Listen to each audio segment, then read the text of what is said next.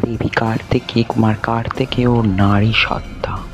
তিনি কুমারের শক্তি বৃদ্ধি করেন।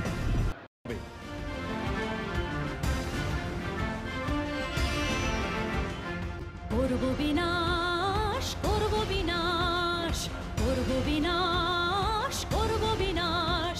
তাই সজ্জা করি যুদ্ধ বেশ, দৈত্যকেশীর হব আমি ত্রাস। করব বিনাশ, করব বিনাশ, করব বিনাশ।